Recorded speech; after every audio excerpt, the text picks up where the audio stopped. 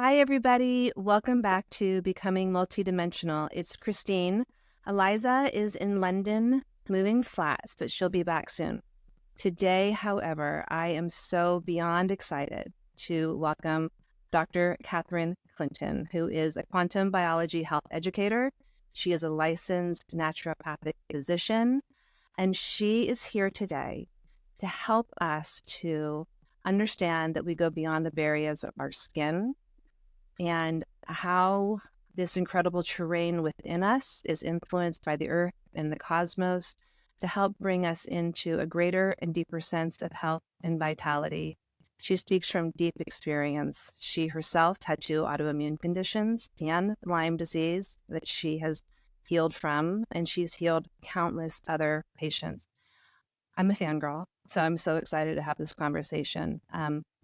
If you're on Instagram, I highly recommend you take a look at her. She has so much incredible information.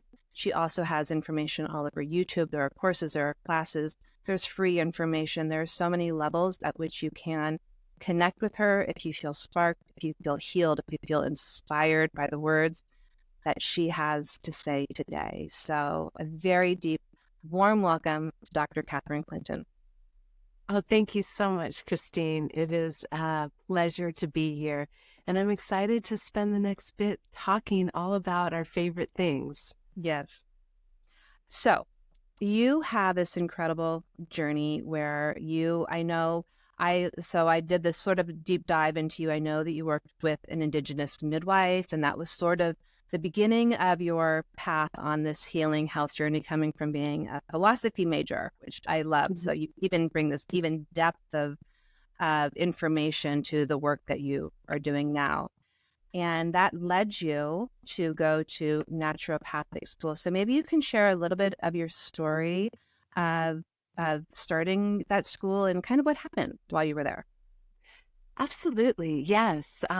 That's exactly how I got my start. And I had to go back and do all my pre-medical stuff because I avoided all of that when I was in undergrad as a philosophy major. But it was in my second year of naturopathic medical school that I got really, really sick. It was the proverbial straw that broke the camel's back. I was diagnosed with Lyme disease, Hashimoto thyroiditis, and another autoimmune condition called ulcerative colitis. So I was really, really sick, and I was able to sort of piece the physical pieces back together and go back to school, see patients in my clinic, or not my clinic, but in the clinic on my shifts, and sort of be that productive member of society again. But I absolutely was still suffering. And that's where I discovered quantum biology. And it was foundational to my healing. And it's now what I teach my patients to do, what I teach other people to do, and doctors to approach their patients. It's an absolutely incredible perspective to approach health from. That's amazing. So you're approaching health from this position of the quantum biology. Is that the piece that we're talking about? Now, there are 4 sort of main pillars to quantum biology. Is that correct? That's how I approach it, yes, especially when looking at how to approach this new emerging field to our health. Absolutely. Okay. And so I understand that light is incredibly important. This is a really key piece of quantum biology. So do you have some tips, some ideas, some explanations of why the light is so important for our internal landscape and health and well-being? Yes, absolutely. So when we're talking about light, I mean, one of the things we have to remember with quantum biology is that it is new and emerging, but it is starting to validate what these ancient indigenous cultures always spoke of. And they always had a reverence for the light and the cycling of the sun and the seasons. And it was 2017 that 3 scientists were awarded the Nobel Prize for their work on circadian genes. And what they found out is that most of our cells in our body have circadian genes or circadian clocks. We can think of it that way. And so the light that comes in through our eyes and hits our retina is delivered directly into the center of our brain at the suprachiasmatic nucleus, all these big words to say that the light information in our environment enters our eyes and then is transmitted throughout the body to let our body know what time it is. Because we evolved over millennia with that primary signal and stimulus in our environment being the rising and setting of the sun. So if we look at how light and our relationship with the sun impacts our biology, it is foundational. By going out in the sun in the morning, we are stimulating a whole cascade of hormones.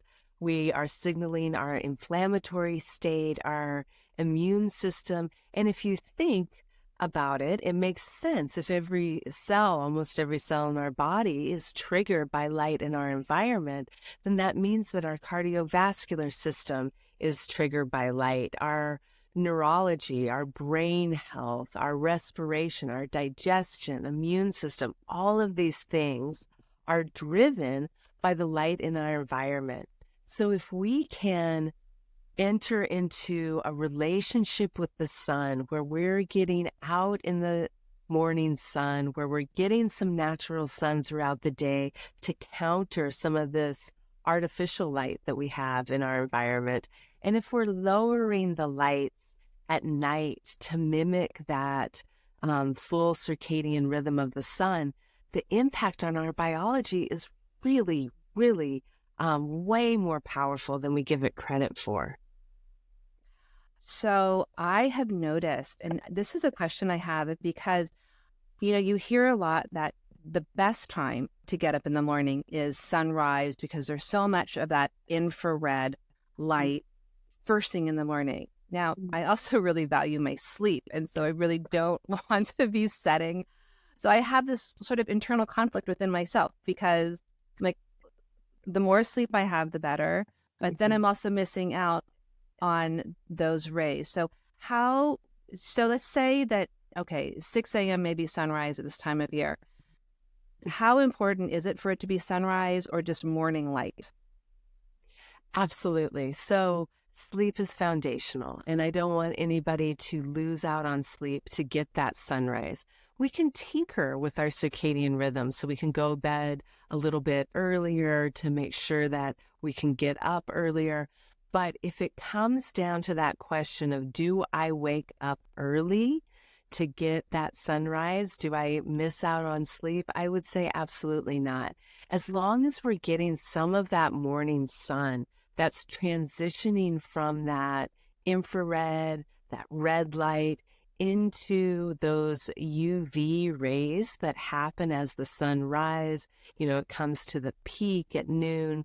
If we're getting some of those morning rays in our eyes, and I'm not suggesting we stare at the sun, just being outside is enough to stimulate those pathways that we were talking about. It's enough to stimulate the release and production of pregnenolone, the backbone of all of our sex hormones, estrogen, progesterone, testosterone, as well as cortisol, that get up, feel energized, anti-inflammatory hormone that we have. It sets up our inflammatory state, our immune system. So I would definitely not lose out on sleep because it is so magical, so wonderful. But make sure that we're getting out in those morning hours. And if we do that while we're moving, it seems to have even more of an impact on setting that circadian rhythm.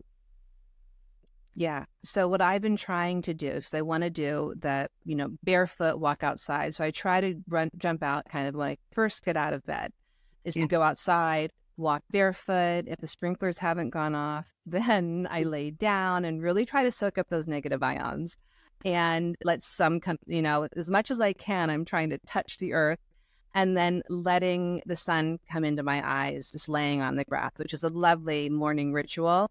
And then go for a walk and then come in, have a little protein, and then go for a walk in the sun. That's like my ideal day. That's how it begins. Absolutely. That's exactly what I'm doing as well. I pair it with a little bit of like shaking and lymphatic exercises to kind of get that circulation moving. But our day sounds very, very similar. Um, I'm hopping outside, I'm grabbing something to drink, I'm coming outside, and then I go inside and set that circadian rhythm again with some good food intake, some protein and fiber and healthy fat. And then I'm popping right back out for my morning walk.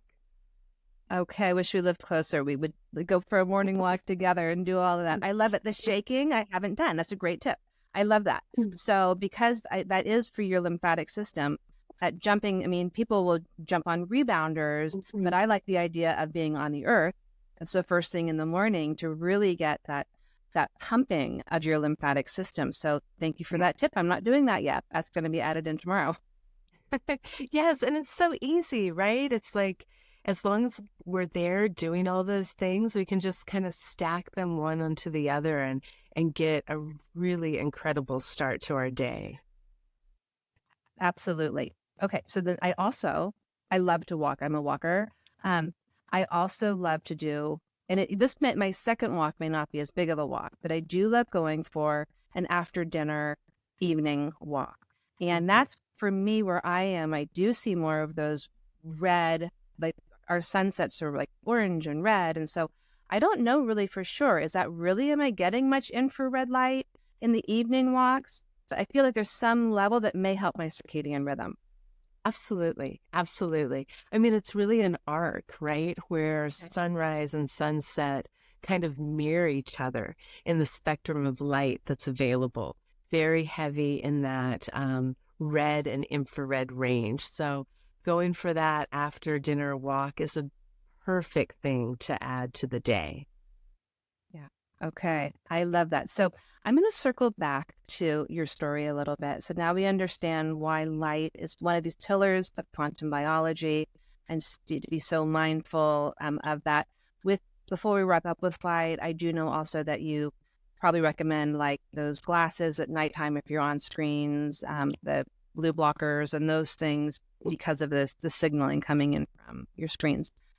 But I know with your story, when you had autoimmune conditions and you had Lyme disease, that you had, I think, a professor or another doctor bring up to you this concept or this word, psychoneuroimmunology, and how that was something that helped your health journey. Can you explain what psychoneuroimmunology is? Definitely. That was really the door that walked me into this quantum biology and how it applies to our health. So I was doing clinical rotations underneath a physician who was actually my physician as well. And she was encouraging me to look at psychoneuroimmunology. And that's just a big word for how our thoughts and emotions impact our biology. And the impacts are enormous. And so I was looking at how my own trains of thoughts, my subconscious train of thought, my reactions to different emotional triggers, how all those things impacted my inflammatory state, my immune system, my nervous system. And I was also researching mitochondrial function.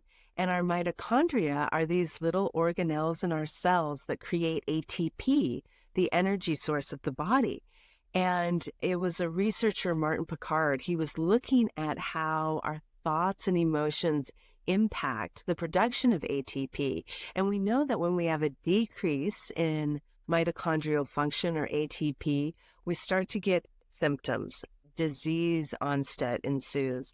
And so it was just this incredible world of, oh, wow, it isn't all a chemical mechanical model that we have learned in school and are continuing to be taught that in medical schools across the globe, that it's this chemical mechanical model. But there is this invisible blueprint of frequency in the body whether that comes from light or sound or fields of energy like electromagnetism, or our thoughts and our emotions and how those impact our biology. I was also at the same time looking at some of the very early evidence for quantum biology in living systems and how these photosynthetic bacteria utilize quantum coherence and vibration of the proteins in the cell allows for that photon to stay on its fastest path to get to the center to create photosynthesis. And it was like this incredible, from all these different areas saying, hey, there is this frequency language. There is this capacity for living systems to work together as a collective using these waves of information that take us beyond a chemical mechanical model. And it's absolutely fascinating. Okay, so I have a question for you because I have heard you talk a little bit about this. So we're talking about psychoneuroimmunology. So in my work, I do energetic work, and I have seen this sort of many times with different clients where there may be something where they have had something that has been a major issue in their life. Someone has really wronged them, done something to really hurt them. And maybe they can't forgive that person, but they can forgive their self for whatever part they held within that experience with that other person. And when they do that, they have these sort of extraordinary, they often will get an apology out of 15 years later, right after this sort of connection with this other person. Somehow something happens to validate this inner work where they've held on to this pain. They held on to something that has been really difficult for them. And when they sort of release it and let it go, even a small part of it, their whole world shifts even more. Can you talk at all about sort of maybe frequency and entanglement? Is that something that you have anything to say anything about that? Yeah, absolutely. And especially in the context of trauma or psychological stress that we may have endured at some time in our life. There's this beautiful fabric in the body, our fascial network, and it is primed to communicate in light, in sound, in frequency. And we see that when there is an insult to the body, whether that's surgery or trauma, physical trauma, falling down, an injury, or a psychological trauma, that there becomes an adhesion or an obstacle in the flow of that energy. And what's incredible is that it's not only that internal energy, it is able to connect with some of the energies around us, electromagnetic frequencies around us. And so it makes absolute sense to me that healing and releasing some of that stuck energy would create something like you explained, an apology to come 15 years later or something like that, because we're working on so many different levels, not just the physical. Yeah. So bringing it back to this psychoneuroimmunology, how our thoughts, feelings affect our physical body. So perhaps as you are part of that healing is part of that releasing and coming back into coherence, coming back into balance, and then sort of the outside world perhaps maybe mirroring you in a more benevolent way almost, as your coherence becomes just more aligned. Beautifully put. Yeah, absolutely. And we can see sort of an example of that with the research from HeartMath Institute and how that heart-brain coherence, how the entrainment of that enormous electromagnetic field of the heart can work in tandem with the brain and create this coherence that then ripples throughout our biology. It affects the way we think, it affects our respiration, our immune system, so many different things. But it also can impact the people that we are around. We can pull them into this coherence. And so I think that's a perfect example of what you're talking about on a different scale. Yeah. When you talk about that, sort of that field, that electromagnetic energy, and I've talked about this in the podcast before. There's certain people or beings who you can just feel this heart energy that just radiates from it. Amma, the hugging saint. If you've ever been lucky enough to be in a room with her, you can just feel that energy. You can feel the love that emanates and radiates. And if you try, even looking at a picture of her, you can sort of absorb it a little bit. And so I love the idea of, for me personally, I always try to scan myself. Am I holding? Are there places that I do have adhesions? Because I do want to radiate love to myself, and I want to radiate love to the world. And I think we're in our greatest well-being when our heart is radiating open and strong. Absolutely. I couldn't agree more. And I also think that the flip side of that can get into this sort of confusing area where people are like, well, what happens when I'm mad? What happens when I'm sad? And I think that coherence, just literally the definition of two or more things working as one, that if we can become coherent with our emotions, even if they're, those traditionally negative emotions of anger or sorrow or fear, all of those sort of more negatively termed emotions, that if we become one and we truly feel them and allow them to flow and don't judge them or turn them into blame or, have some kind of friction with them, then we often see that they flow right through us. And what happens is on the other side of that is the gratitude. It is the love. It is the coherent emotions of awe and gratitude and love and peace.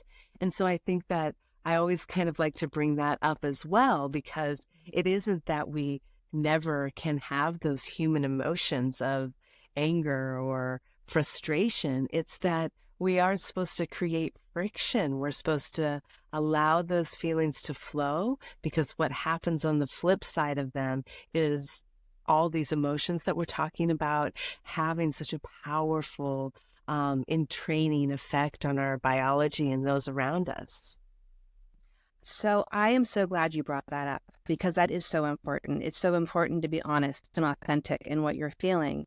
And if you can name it and understand it. And I have sort of been working with that myself a little bit. And I think if you're in a relationship, your partner can be a really great person to sort of mirror for you areas that you have to personally work on. I've been married for nearly 30 years. And, I used to, when my husband would be frustrated or angry, it would make me angry and frustrated.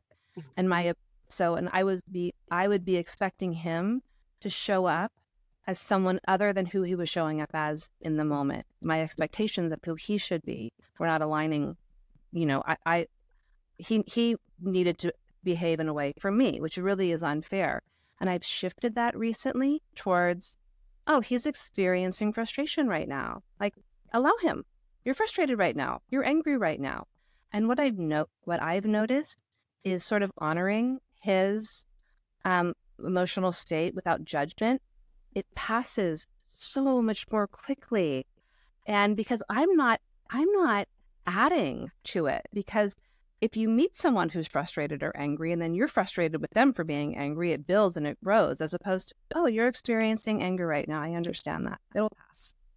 Yeah, absolutely. I think that's beautiful. And I think it's a testament to why you've been married for 30 years, right?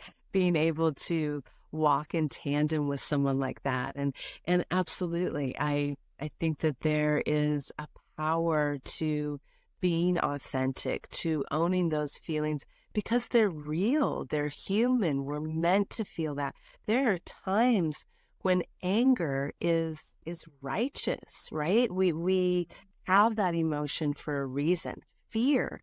I mean, if we are fearless in the face of great danger, that doesn't serve us. It is a protection mechanism, right? There are reasons why we feel that, and to just authentically allow ourselves to feel that without judgment is ultimately a beautiful expression of self-love, right? That we have the space and capacity to feel those emotions.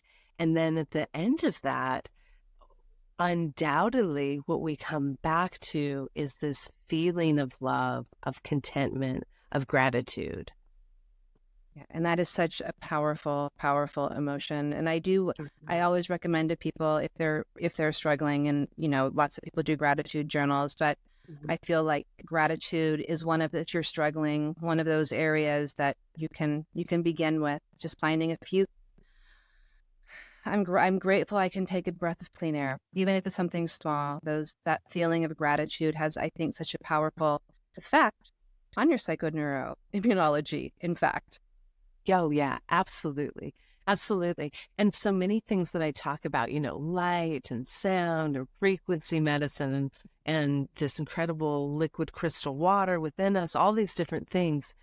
The fastest way to affect biological change is through those emotions. I mean, we can completely change our biological state by being in a state of gratitude, by experiencing love or gratitude or a sense of awe with the world around us. All of these things have a very immediate effect on our biology, where some other things take a few moments to work. And I think that's a testament to how powerful our thoughts and emotions and state of being are on our health. I agree, and I love that. So talking about a state of awe, this is something I was thinking about this morning on my walk. So I was thinking about the importance of the sun in our eyes, this connection to the earth, grounding, pulling up these negative ions, feeling connected to the earth. Also having the suns, the solar energy, this infrared light, all of these pieces bringing us into balance. But what I was thinking about this morning, I was thinking about ancient people and how ancient people for millennia have built these structures all around the world that honor the celestial movements of the stars, that I have to imagine that there is something additionally that now many places you don't have dark skies and you can't see the cosmos in the ways that they were seeing them, but that our connection to the stars on some deep level, I just feel has to be a really important piece that maybe hasn't been as much talked about, or I haven't heard as much. But because they clearly spent so much energy in marking the movements of the stars, that there's something that's really important for us in that starlight. Even is there anything been studied about that?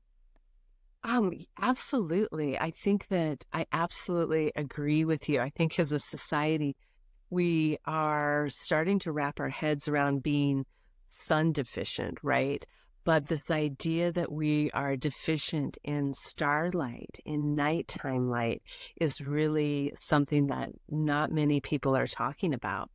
And it's really incredible when you look at this idea that we are circadian beings, right? We follow the rhythm of the sun. Well, we don't quite, right? We don't actually follow a set 24 hours. We follow something that falls in between a lunar cycle and a circadian cycle, right? We're really meant to be honoring both of them. And that monthly cycle of the moonlight and the phase of the moon and how that impacts the starlight and the stars that are available to see. It is a beautiful relationship that we haven't honored. And I think, there's just starting to emerge some evidence out there that we have lunar genes. There was a recent research article about our liver and different genes in our liver that are responsive only to that lunar cycle.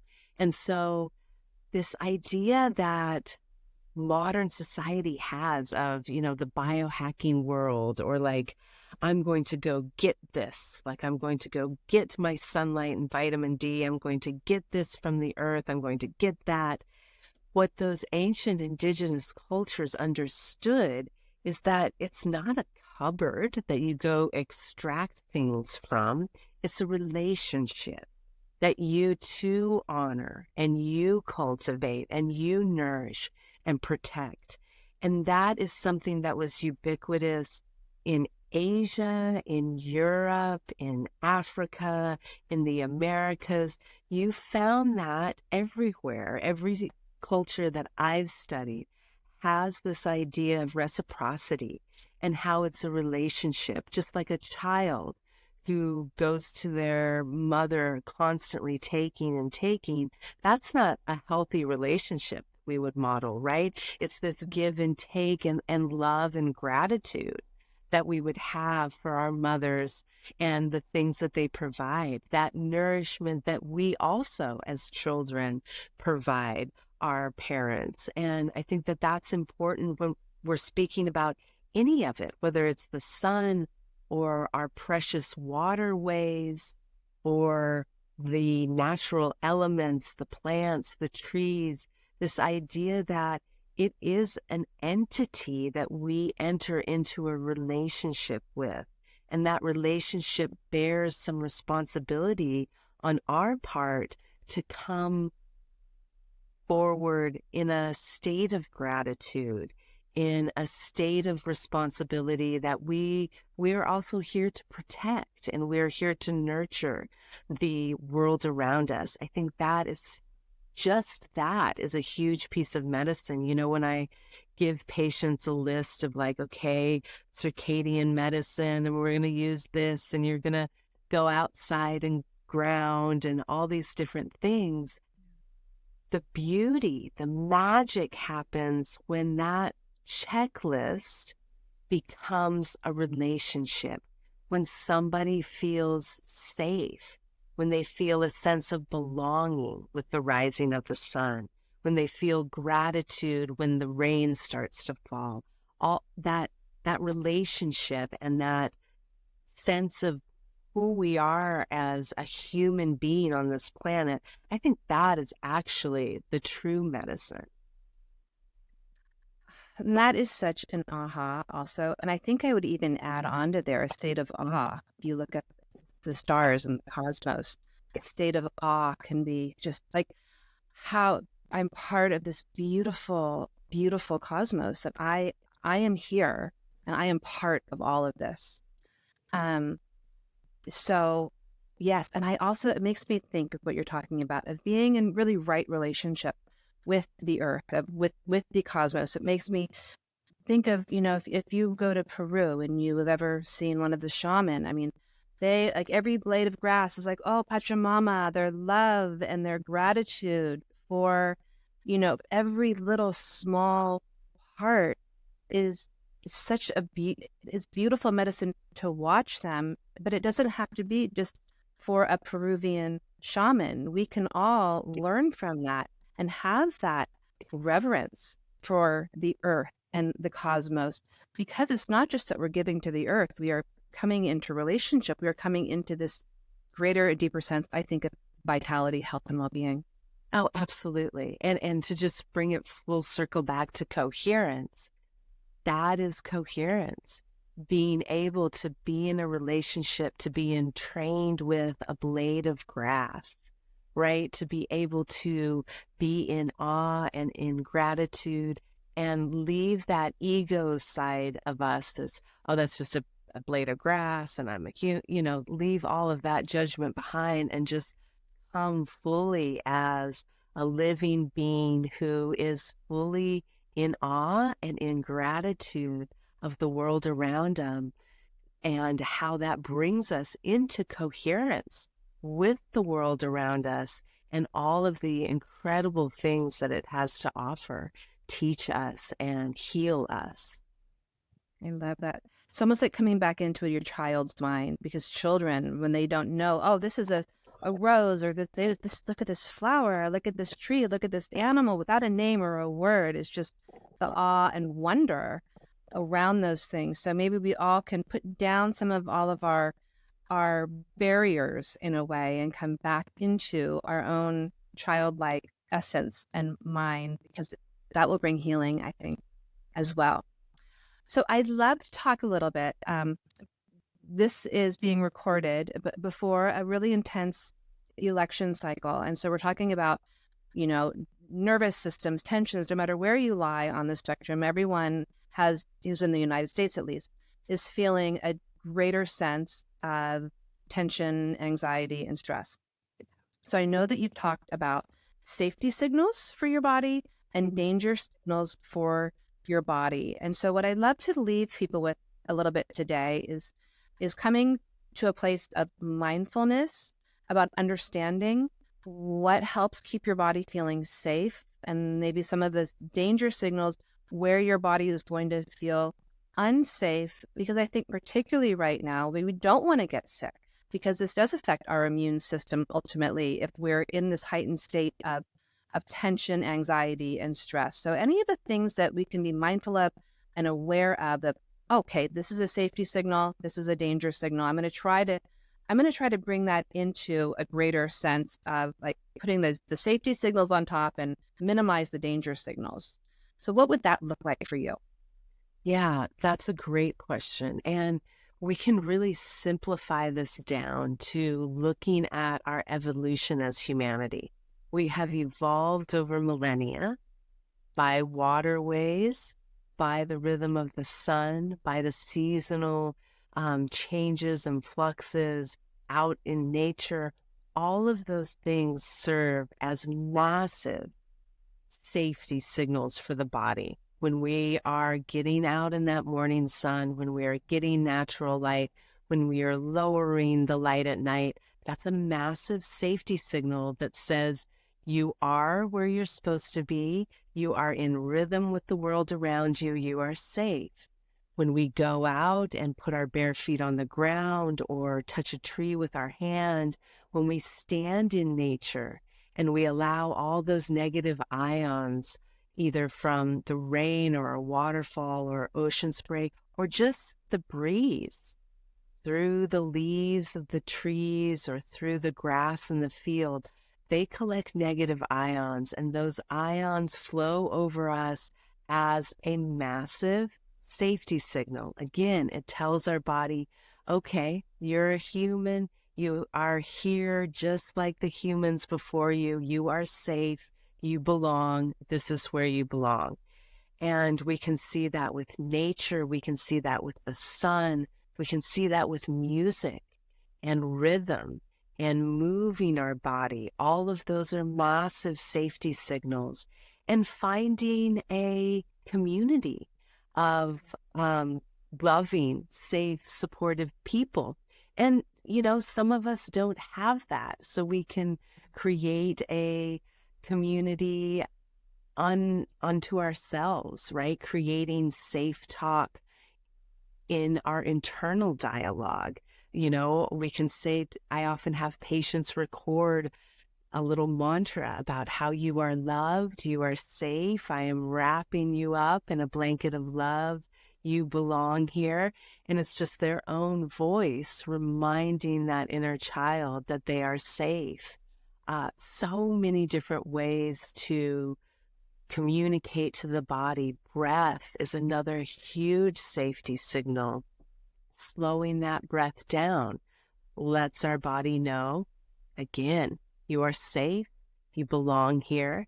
And then the flip side, we can almost wrap it up in the analogy of how we evolved versus modern day life, right? So living inside underneath artificial blue light that signals that it's noon at all hours of the day. We get artificial air. We don't have fresh air. We aren't exposed to the field of free electrons that line the earth or those negative ions. We aren't listening to our favorite music and those drum beats and moving our body.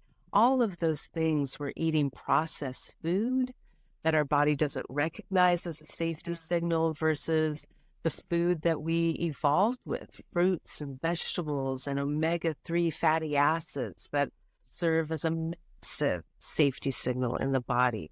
So we can really look at it, simplify it down to a lot of what our modern society is doing right now is a massive danger signal to our bodies that we're not even thinking of, right? It's not that deadline at work or a fight with a family member that we can recognize as a stressor. It's the lighting, it's the food, it's the air, it's the water that create literal danger signals that our cells sense as danger.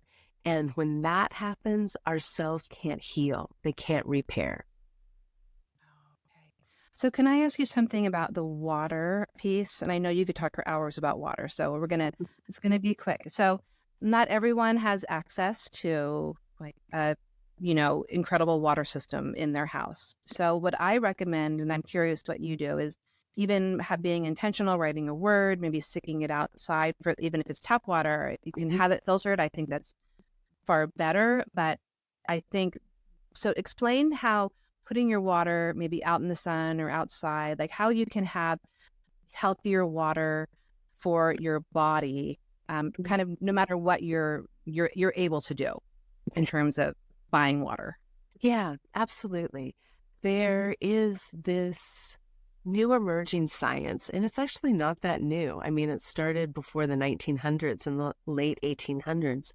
But now we can see it under a microscope. We can measure it, and we can tell that there are two phases to liquid water, and one is more organized.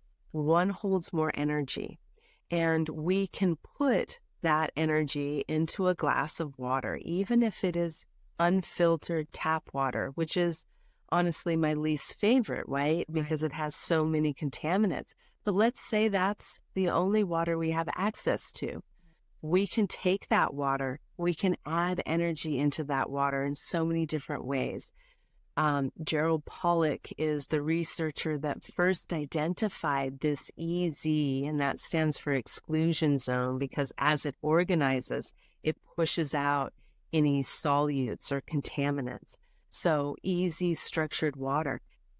We can build that by introducing infrared energy, and that infrared energy can come from the sun, it can come from sound, it can come from magnetism, it can even come from and this was brought to my attention by a researcher called Erasmus Gaupberghausen, and he was the head researcher for Emoto's lab, and Emoto did research on how different words like love versus hate would make really different water crystallization patterns. The love, gratitude, the beautiful words would create these beautiful water crystals, whereas fear, hate, greed, these words would create really incoherent, chaotic, jagged patterns when they froze the water. And Rasmus talks about structuring our water, energizing our water just by being coherent, like we've been talking about this whole time. If we take a glass of water, and this is a really fun thing to do, take a glass of water, gulp some down, see how it feels. Take that same glass of water and approach it with a sense of gratitude. Approach it with a sense of awe and curiosity. Take a second to look at the water. Take a second to really feel the water when you are drinking the water. And I bet you will notice a difference in the feeling and viscosity of that water. And that's what we're talking about when we're talking about more energized, structured water, more coherent water. It has a different feel. It's thicker. It tastes different. And we can affect change without these fancy devices that in some cases can be really incredible, but really expensive too, right? We can affect change by adding energy into our water, whether it's from sunlight, whether it's from stirring, we can stir with a spoon or a chopstick, or whether it's just creating a relationship with that water and approaching it in this state of coherence that we have been talking about. Those things can make a difference to the state of the water that we drink. I love that. I love that. I sometimes will put, maybe if there's something I feel like I'm needing, I typically put some water out the night before for the next day. Mhm. And maybe it'll be a word of whatever it is. Maybe you're getting you need some confidence, whatever it is. Or you feel like, oh, I need some love. Like I just need that energy of love. And I put that on, whatever it is you need, or I put a crystal in, or I put some raspberry leaves in, or, whatever it is to sort of build the water. So the next day when I'm drinking it, I also have this sense of, oh, I'm really honoring my body. I'm really taking care. So that safety signal too of I'm really nourishing my body on this deep level. And that's such an easy thing to add into your routine, I feel like. Yeah, absolutely. And I love that you brought up adding raspberry leaves. Gerald Pollack has done research with different herbs like holy basil, tulsi, on how it actually does increase that structured water. And even eating fresh fruits and vegetables, they're filled with that structured water. Coconut water was another one that he researched to really have a lot of this structured water in it. So there's so many different avenues, but it is a really underappreciated avenue to address our health, but a really important one nonetheless. I love that. So we've talked today about the importance of the sunlight and all of these how it affects these very microscopic parts of our body on the quantum level that I think drive our physical bodies in ways that are expanded from what we learned from the mechanical model that we learned in school. That you're not saying that those things are wrong. You're just expanding it out to a deeper understanding. And who knows, maybe at some point, someone will discover it goes even deeper than that. I mean, is just being open to potential and possibility, not being stuck in an old paradigm of that we're so much more, and how these systems, how these like small microscopic parts of us affect so powerfully with the earth, with these negative ions coming up from the earth, with this energy, this light from the sun coming in, potentially starlight, moonlight, and how it has such a dramatic effect. I mean, these are things that you're talking about that don't cost $1 to be able to really enhance your vitality, health, and well-being. So I love that you are offering these tools for people and explaining the why. So I think you can read about something, but until you actually it anchors in that you really get it of how it is so powerful that you're not really apt to practice it. Yeah. And so there is that piece of, oh, I do want to come in, like me coming into relationship with the earth and this sort of give and take, not just what I want to take the vitamin D and, like a cupboard, like a medicine cabinet, pull these things, but no, I'm coming into relationship with my place in the cosmos. Is so powerful for your health and well-being. And you explain this in such an elegant and easy to understand way. So I'm really grateful for your work.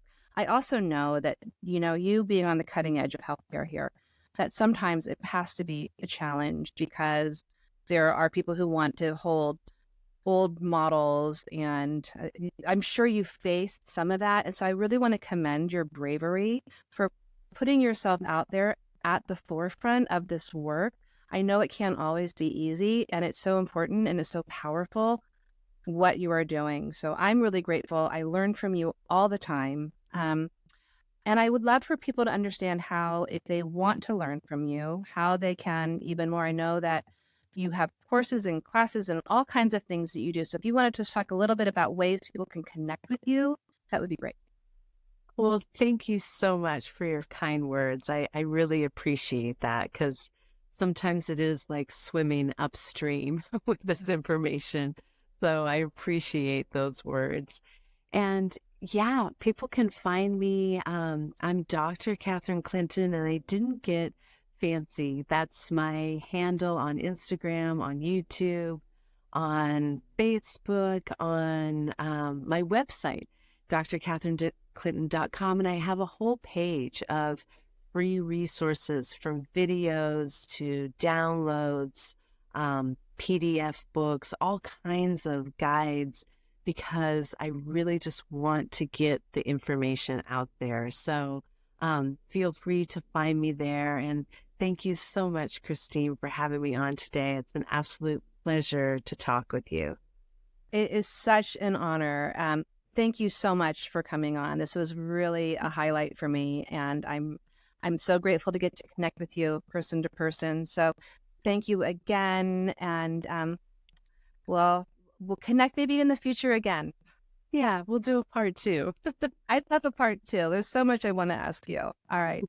Thanks. See you all later.